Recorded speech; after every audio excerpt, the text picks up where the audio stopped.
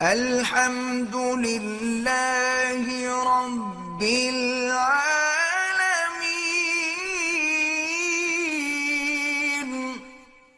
4 بہنیں ہیں، شادی نہیں ہو رہی۔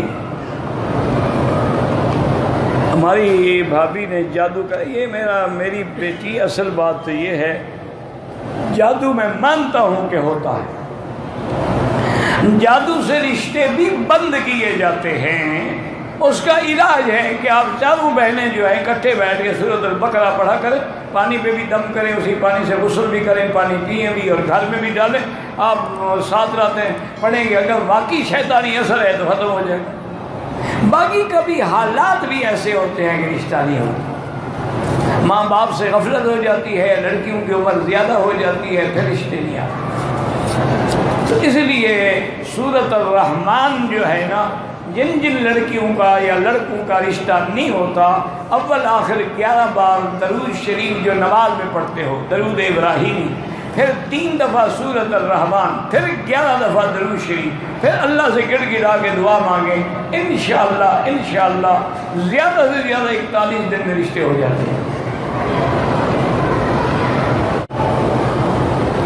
انسان نے ایک گناہ کیا، توبہ کرنا چاہتا ہے تو کوئی مشکل نہیں ہے، ویسے تو بہتر ہوتا ہے کہ 2 رکعت توبہ کی نیت سے پڑھ کے پھر توبہ کرو، ورنہ اگر نہ بھی پڑھو تو استغفر اللہ الذی لا الہ الا هو الحی القیوم واتوب الیہ، یا صرف استغفر اللہ، یا اللہ میری توبہ۔ اور توبہ کا معنی یہ ہوتا ہے گناہ چھوڑ دو اور آئندہ نہ کرنے کا پختہ عہد کرو، اور جو ہوا ہے اس پہ شرمندگی اور ندامت بھی ہو گیا، ہائے میں نے کیا کیا۔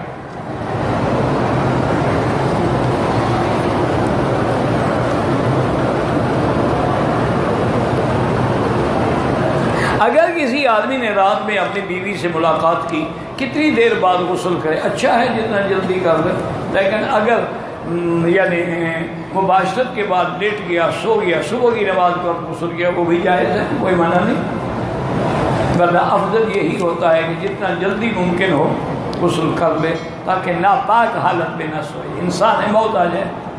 اچھا اگر غسل نہیں کر سکتا، چلو وضو کر لے۔ حضور کا نام آئے تو انگوٹھے چومنے چاہیے، تیرے انگوٹھوں سے نام نکلا ہے؟ نہیں، نام حضور کا زبان سے نکلا ہے، انگوٹھوں سے، جس چیز سے نکلے اس کو چومو۔